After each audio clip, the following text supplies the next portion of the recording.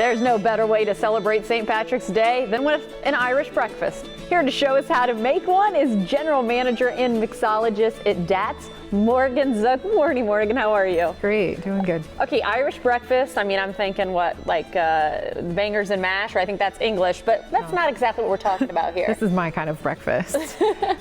So basically, I wanted to spin the Irish coffee a little bit.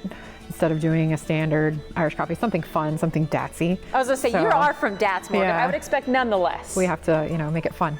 So what I've done is I'm gonna mix with cold brew. I prefer mixing with cold brew because it is less acidic, it's stronger, it doesn't get as diluted in the cocktail as like hot coffee would. So we're gonna do, first ingredient is gonna be 2 ounces of this. Okay, so time out. Let's back up for a second. For when you are talking about an Irish coffee, I feel like there are so many coffee names that are thrown out there that I don't really know what is what. So what are we making first and foremost? We're making, this is called Irish breakfast because it is well balanced and it has all of your vitamins and minerals that you need for breakfast. Just kidding. I love that. She could be really excited right there.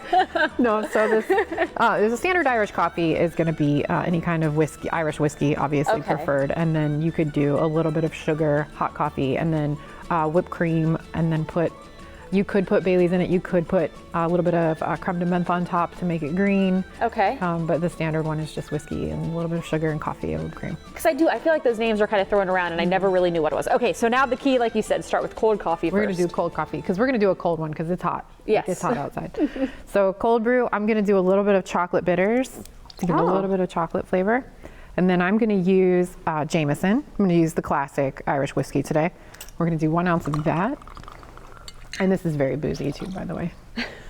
Appreciate the heads up. I'm gonna do a little bit of grind, which is an espresso rum liqueur, just a 1/2 ounce. And I'm gonna do 1 ounce of Bailey's. So you are doing the whiskey and the Baileys. All of the things. And then also, we've incorporated Guinness into this cocktail, but I'll show you that in just 1 second. And then I'm just gonna give this a light shake. Oops, all over the place.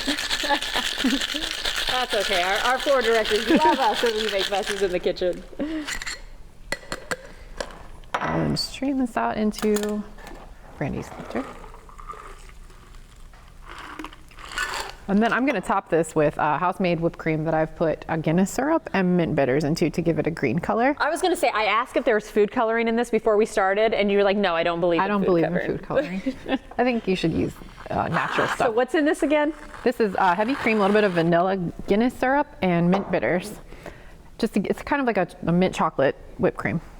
Okay, definitely not complaining on that one. And I'll say cereal day was yesterday. Cereal day is now today too. And we'll just top. I just use Lucky Charms because they're fun. That's and cute. They're so Irish, I would say that is cute.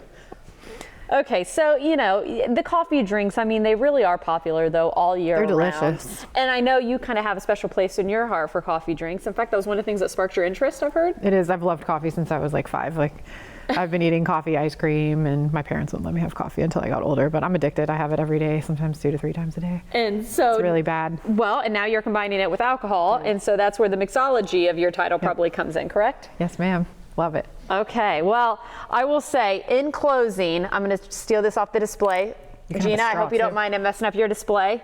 Get the straw. Let's cheers. Oh, yeah. St. Patrick's Day coming up into a nice, good Irish breakfast. Oh, it does taste like mint chocolate. Really tastes like mint chocolate. Well, thank you again, Morgan. And of course, all day St. Patrick's Day, why don't you go visit Morgan and Datz? There's their address, datzforfoodies.com. Thank you again for your time. Thank you. And drink. And